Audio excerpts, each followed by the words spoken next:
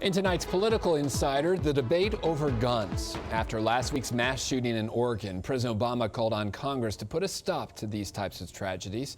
Now the issue is taking center stage in the 2016 race for the White House. For insight and analysis, we're joined tonight by Kevin Cirilli, reporter for The Hill. Kevin, thanks for being here. Thanks for having me, Mike. How are you? Great, thank you. Today you saw Democratic frontrunner Hillary Clinton unveiling her gun safety plan, calling for gun makers and dealers to take more accountability for mass shootings. What does Clinton want to see happen? What is she saying she'll do?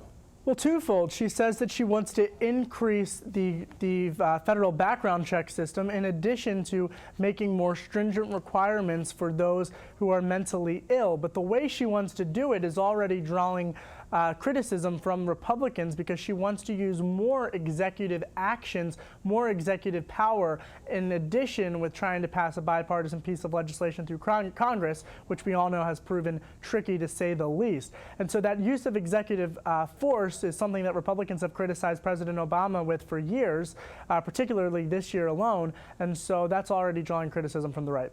Clinton's plan could make her more appealing to the far left, who seem to be smitten with her challenger Bernie Sanders, who has a mixed record on gun legislation. There seems to be a whisper campaign, an effort by Clinton supporters to emphasize that record. Absolutely. And, you know, it's one of the rare issues where Hillary Clinton is actually running to the left of the self-described socialist from Vermont, Senator Bernie Sanders, who we all know has significantly gained on her in the polls. In fact, is leading against her in New Hampshire. Here's why. I mean, Senator Sanders comes from a very liberal state in Vermont, but this is also a state that is very gun-friendly, but because it doesn't have a lot of gun violence crime. And so actually Senator Sanders' record on gun control is quite surprising to liberals. He voted against the Brady Act, which is the federal gun law that lawmakers want to update. When we talk about closing loopholes, for example, we're talking about the Brady Act that President Bill Clinton passed in 1993. So there's a lot of jockeying going on, but the bottom line is that Hillary Clinton and her supporters clearly think this is a winning issue to put Senator Sanders on defense. We'll have to see if it works. We saw a lot of chatter about Jeb Bush's "stuff happens" comment over the weekend. Even Donald Trump, of all people, saying that that was inappropriate.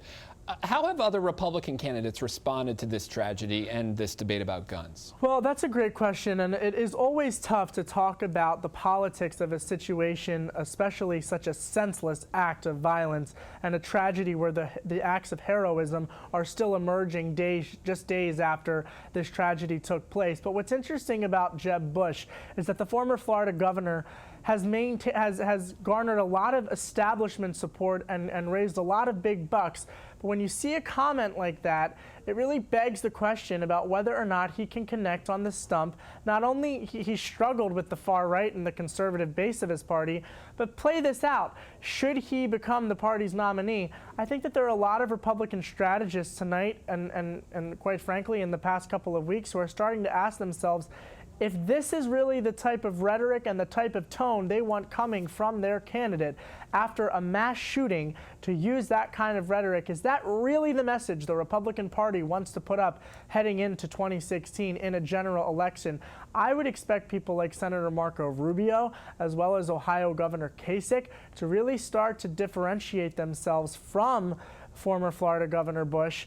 And when you have Donald Trump criticizing and saying that you're tone deaf, I think that raises a lot of interesting questions. Before you go, I got to ask you about this other major political story brewing over the weekend. On Sunday, Representative Jason Chaffetz announced his bid for Speaker of the House, challenging the presumed replacement Majority Leader Kevin McCarthy. Chaffetz says he has support from at least 50 members of Congress that don't back McCarthy. Any predictions here? Does Chaffetz have a chance? Mike, you know I hate predictions, but let's just say this. I would be stunned if Chaffetz is the Speaker of the House. How about I leave it at that? And quickly, you know, Kevin, you saw House Minority Leader Nancy Pelosi saying this was a sign of disarray in the Republican Party. Did she have a point? Well, I think both parties are fighting, and we've seen the Tea Party versus the more moderate wing of the Republican Party fighting. You also have got to remember that a lot of folks are running for president right now. Look at what's happening on the Democratic side, though, where you've got Hillary Clinton's campaign in such a state of, I don't want to use, coming up under such heavy criticism that it's left the door open for a moderate like Vice President Joe Biden, a more pragmatic, progressive alternative to the moderate wing of the Democratic Party. And on the flip side of that, you've got a self-described socialist from Vermont leading Hillary Clinton in New Hampshire. Right. So I think both parties are kind of trying to figure out who's leading. Kevin Cirilli, reporter for The Hill. Thanks, Kevin. Thanks, Mike. Have a good one.